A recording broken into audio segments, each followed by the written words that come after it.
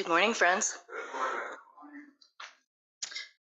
First order of business, I want to remind everyone to turn off your phone or put it on airplane mode so everybody can hear. This morning, I want to share a portion of an essay out of Robin Wall Kimmerer's wonderful, wonderful book, Braiding Sweetgrass. It's become one of my favorites. And this passage is about gratitude, so I thought it was particularly relevant. So it's a little bit long, but not too long. And it's called Returning the Gift. Oh, okay, sorry. It's called Returning the Gift. Red over green, raspberries bead the thicket on a summer afternoon. The blue jay picking on the other side of this patch has a beak as red-stained as my fingers, which go to my mouth as often as to the bowl. I reach under the brambles for a dangling, a dangling cluster, and there in the dappled shade is a grinning turtle, shin deep in fallen fruit, stretching his neck up for more. I'll let his berries be. The earth has plenty and offers us abundance, spreading her gifts over the green, strawberries, raspberries, blueberries, cherries, currants, that we might fill our bowls. I don't know if I pronounced this right. Nibin, we call summer in Potawatomi, the time of plenty, and also time for our tribal gathering for powwows and ceremony. Red over green, the blankets spread on the grass beneath the arbor are piled high with gifts. Basketballs and furled umbrellas, peyote-stitched keychains, and Ziploc bags of wild rice. Everybody lines up to choose a gift while the hosts stand by, beaming. The teenagers are dispatched to carry choice items to elders seated in the circle, too frail to navigate the crowd. Thank you, the thank yous circle among us. Ahead of me, a toddler, besotted with abundance, grabs a whole armload. Her mother bends and whispers in her ear. She stands indecisive for a moment and lays it all back down, save for a neon yellow squirt gun. And then we dance. The drum begins the giveaway song, and everyone joins the circle in regalia of swaying fringe, nodding feathers, rainbow shawls, t-shirts, and jeans. The ground resonates with the fall of moccasined feet. Each time the song circles around to the honor beats, we dance in place and raise the gifts above our heads, waving necklaces, baskets, and stuffed animals, whooping to honor the gifts and the givers. Amid the laughter and the singing, everyone belongs. This is our traditional giveaway, an old ceremony well loved by our people and a frequent feature of powwows. In the outside world, people who are celebrating life events can look forward to receiving presents in their honor. In the Potawatomi way, this expectation is turned upside down. It is the honored one who gives the gifts, who piles the blanket high to share good fortune with everyone in the circle.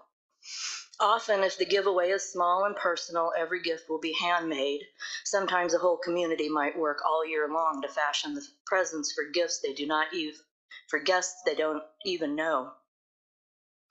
No matter what the gift is, a black ash basket or a pot holder, the sentiment is the same. The ceremonial giveaway is an echo of our oldest teachings.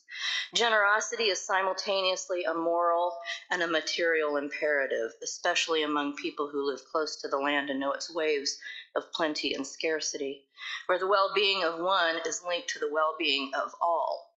Wealth among traditional people is measured by having enough to give away. Hoarding the gift, we become constipated with wealth, bloated with possessions, too heavy to join the dance. Sometimes there's someone, maybe even a whole family, who doesn't understand and takes too much. They heap up their acquisitions beside their lawn chairs. Maybe they need it, maybe not. They don't dance, but sit alone, guarding their stuff. In a culture of gratitude, everyone knows that gifts will follow the circle of reciprocity and flow back to you again. This time you give, and next time you receive. Both the honor of giving and the humility of receiving are necessary halves of the equation. The grass in the ring is trodden down in a path from gratitude to reciprocity. We dance in a circle, not in a line. If you will stand as you are able and turn to Number 52 in worship and song. We gather together.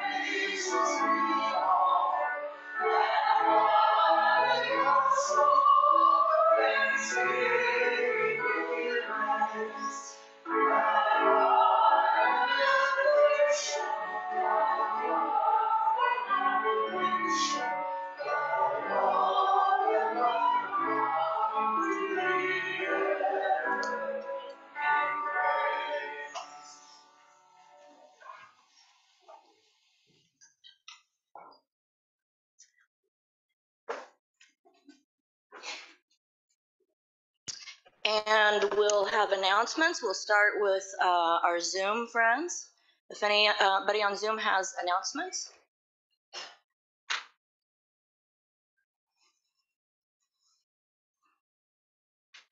It doesn't look like it. If there are announcements here at the meeting house.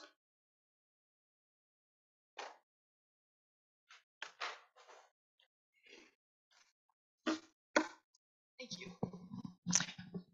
On behalf of Outreach, I would like to give everyone a huge thanks.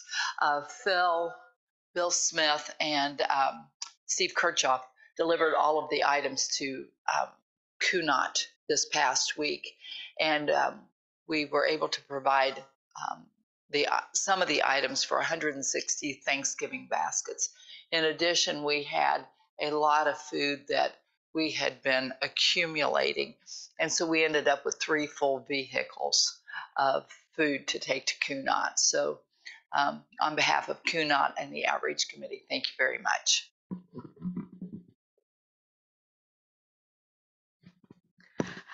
The Peace and Social Justice Committee has bought a new shipment of these Love Thy Neighbor buttons that we had a while back, and they've disappeared long since. They're out there in a little bowl on the table.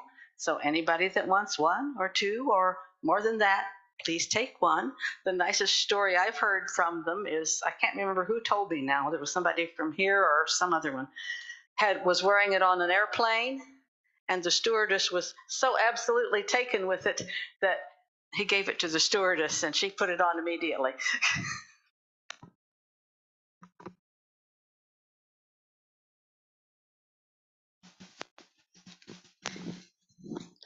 Tonight is our November monthly meeting for business at 7 p.m. on Zoom. We will be discussing some important topics. The nominating committee will be bringing names of individuals to be serving on committees starting in next year, and also our first narrative budget, and it's an annual budget, will be presented. So we hope you all can join us on Zoom. You should have already received the link.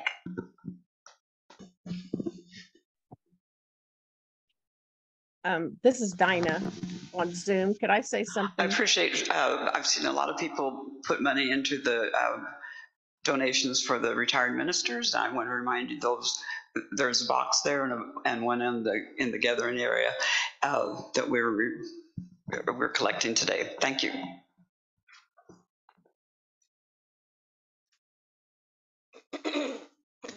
Any other announcements? This is Dinah. Speaking of offering, I Can you will hear me? remind everyone that we do have our There we go. offering plates in the back. And then for anything else, you can go to our website online and it'll tell you how to donate that way.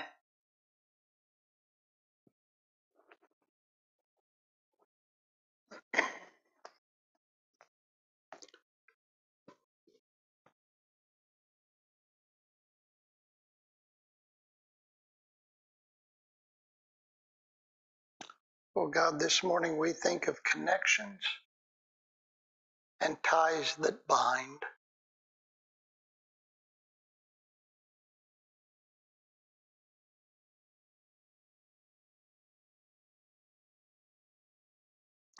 We have noticed, oh God, our tendency to claim credit when good is done.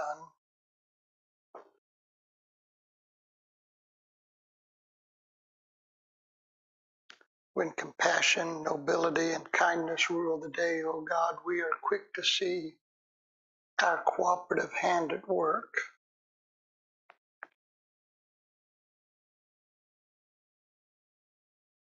Now, oh God, make us mindful of connection,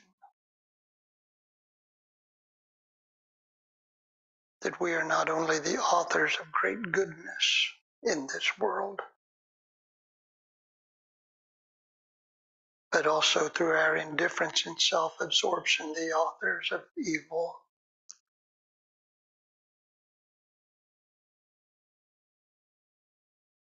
Forgive, O God, our reluctance to befriend the broken among us.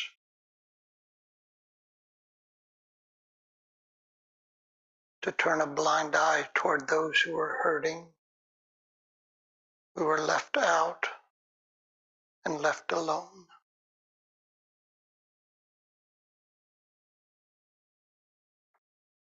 Whose inward brokenness compels them to do horrific things to others.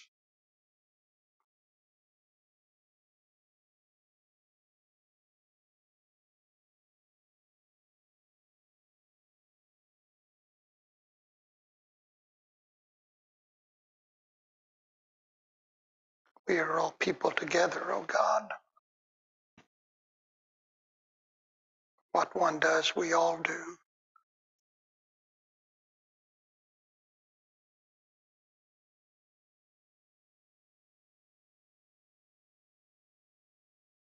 And so please, O God, give our hearts and our spirits a sense of deep belonging and connection, that we might befriend not only those people who make us feel good, but also those people who confound us, who challenge us. Make us, O God, instruments of your peace and healing. For we know that broken and lonely people can do horrible things.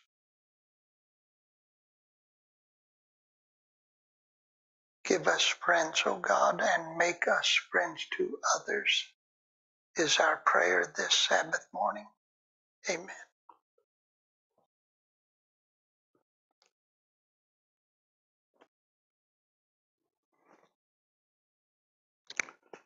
Well, I've been feeling nostalgic this week and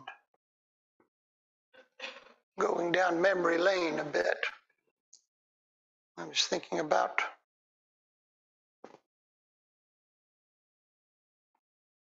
cookouts and remembering them in family gatherings and reunions with friends. And I remembered this family that we knew growing up on Martin Drive, and family who lived in our neighborhood. They had children our age, and as is often the case when children play together, then their parents get to know one another, which is what happened to our families. And occasionally this family would come to our house for a cookout, or we would go to theirs. But even as a child, with the family I'm thinking of, I could sense my father, who was ordinarily very affable and extroverted, didn't enjoy get-togethers with this other family. I could just tell he didn't like getting together with them. He'd be somewhat reserved. Uh, the kids would be playing, the mothers chatting away, and there would be my dad grilling hamburgers, barely acknowledging the man. And then the couple divorced, which was kind of a rarity in our circle in those days, and the man moved away. A short time later, I overheard my parents discussing the matter and learned the husband had been unfaithful, not for the first time, and the wife had reached her limits of forgiveness and filed for divorce. The mother and children moved across town to a smaller house. The children found other kids to play with, and the father moved to an apartment in the city, and I never saw him again. Fast forward 50 years. I'm visiting my dad in his assisted living, his apartment. My mom is deceased, and I had brought the local newspaper to Dad to read to him. And we were reading the obituaries. My dad loved the obituaries. And lo and behold, here was this man. Here was his obituary. And I read it aloud to my dad, and then I asked, "You didn't care for him, did you?" And Dad said, "No, I didn't." I said, "Was it because he cheated on his wife?" "Well, that didn't help, but that wasn't the only reason." Now, as a pastor, I think it's important to help people process their feelings. So I pressed my father for details, not out of nosiness, mind you, but only in the interest of helping my father get in touch with his feelings. I said, "Why didn't you like him?" And Dad said he was selfish. He was selfish. He spent all his money on himself without ever doing anything for his wife and children. He had a responsibility for his children, and he neglected it. Now, as you're aware, I've been talking about my geezer's manifesto, the stuff I want to do before I croak. Today, I want to speak about our duty of care for those who come after us, our determination to devote our resources to their needs instead of our wants. Today we have it exactly backwards. Government spending for children has declined every year since 2010. There was a little blip there during the pandemic when we were doing direct payments to families with children, but that has ended.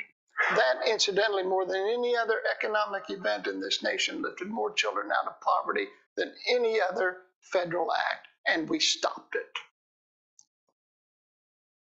37% of our tax dollars go to programs for the elderly, 37%, while only 9.8% go to programs for children. This is predicted to shrink to 6%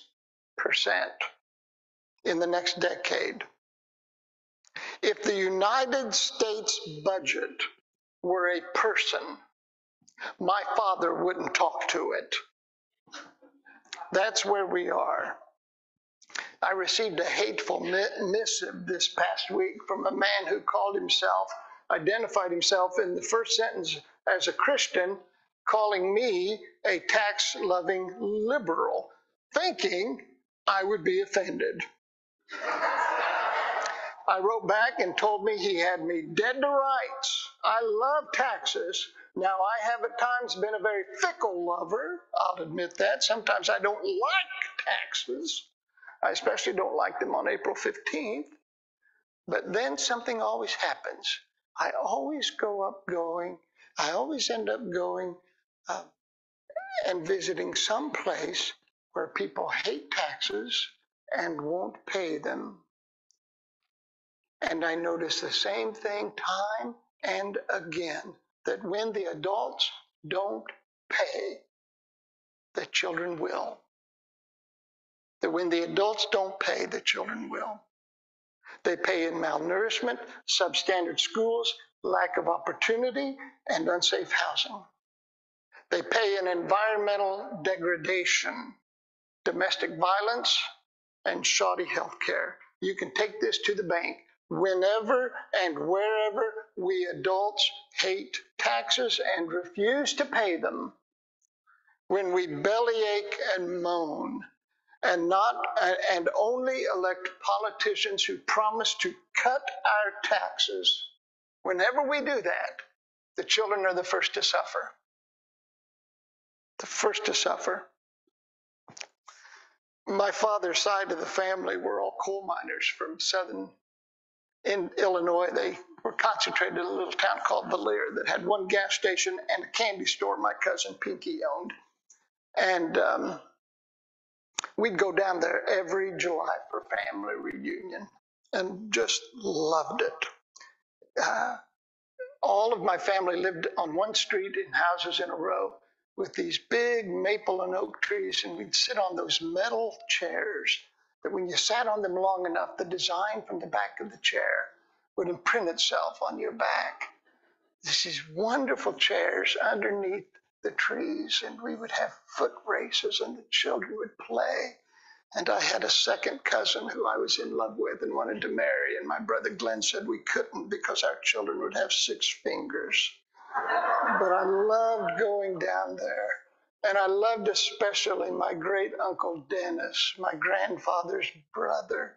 I never knew my grandfather, my father's father. He died when I was 1.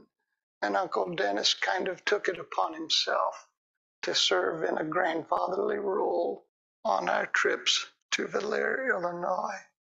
And he would tell me stories about what it was like to be a coal miner.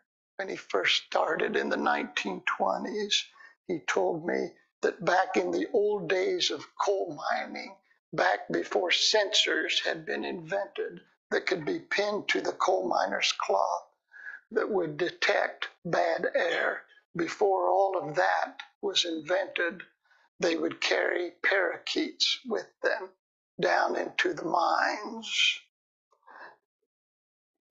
Because if the air was bad, the parakeets were the first to feel it. They were the most sensitive to any kind of bad, noxious air. They would carry them down in little cages. And he said, son, when your parakeets stop singing, that's when you know you're in trouble. You got to get out of that mine as quick as you can when your parakeet stops singing. Well, our children are today's parakeets. When they stop singing, we're in trouble. All of us. When they fall silent, we need to act. Here's a thought. Let's be good geezers. When we see the federal budget for children's programs fall from 9.8% to 6% of the federal budget, let's raise our voices. Let's stop getting worked up and angry about taxes and start getting worked up and angry about kids being hungry and unsafe and unhealthy. Let's be outraged by dilapidated schools. Let's be incensed when feeding programs for children are slashed to the bone. Joanne, is a librarian in a school of 650 kids. Her school has 1 counselor, 1, to help at-risk children. Her district has 4 counselors for 2,600 kids and 52 paid coaches. Let's be offended by that. You know what I've learned? I have learned that you can judge someone's character by what angers them. We can judge someone's character by what angers them. We have all these folks who are furious when women have the freedom to plan their families. We have all these folks who get mad that children might learn that in this nation we once enslaved black people. They're mad gay people can marry one another.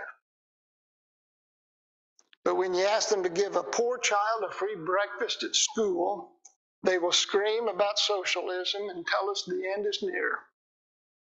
Let's not be like them. Let's be good geezers. Let's be the best Quaker geezers we can be. This Thursday is Thanksgiving. I love Thanksgiving. How about, though, in addition to thinking of the things for which we are grateful, let us also give others, especially children,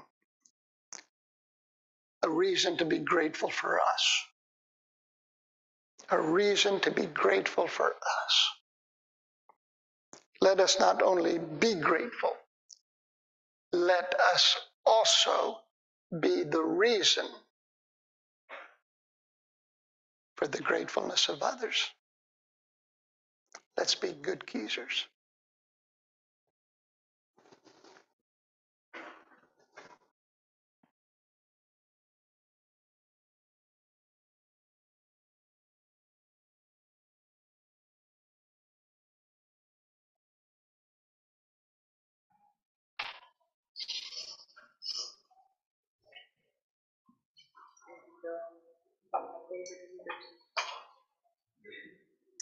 If everyone will stand as you're able, we will turn to worship and song, number 42, Come, Ye Thankful People.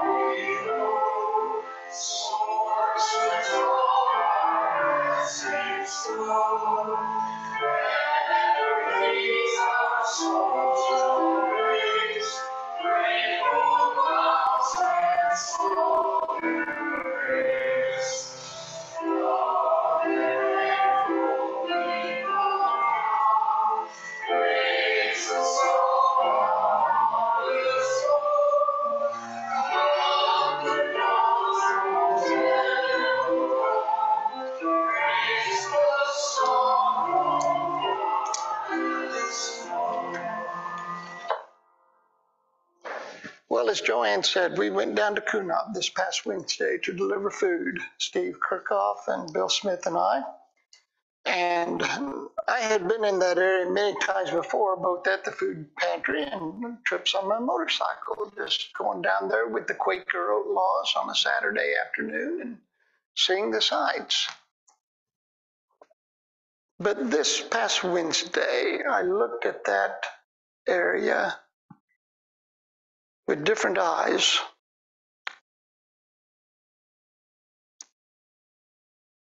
And have seen what I have seen time and time again in rural Indiana.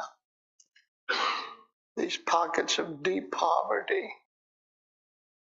of faded plastic, broken toys lying in yards, of old rusty vehicles, no longer working, no longer running, of children playing among them. When we began unloading the food, Mabel Capps, who runs the center, wasn't able to be there, so her son came over and helped us, and we knew that the food center had been down for a while.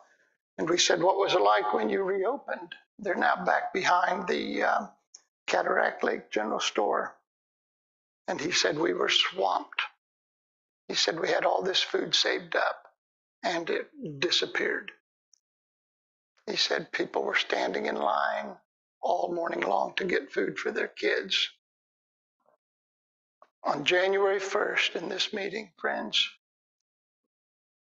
we are dedicating ourselves to making sure that not one child in that area goes hungry.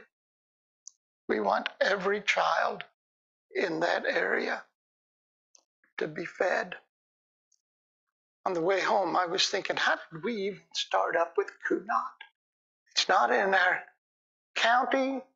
It's not near us. There are other places much closer. And I remember we got started with Kunot because of Dave Siementel, who had such an eye for hurting people. And he's the one who brought it to our attention. He was a wonderful man. He was a wonderful man. So, November 1st, and this isn't just impetuous Phil, I've actually talked about it with the proper committees. Let's dedicate ourselves to making sure that the children of that area are fed. And we can do that. And we're going to incorporate it into our worship. We're going to pass big wicker baskets. I've already asked Jimmy McClung to help. And we're going to load those baskets up, and we're going to overflow those baskets. I would love to be in a position that every Wednesday I had to drive a truckload of food down there. That would be wonderful. That would be wonderful. So let's us older folks remember the younger folks. Let's do that. No telling the lives that can be saved by that gesture of goodwill. So, done preaching, just inform me. Be good geezers.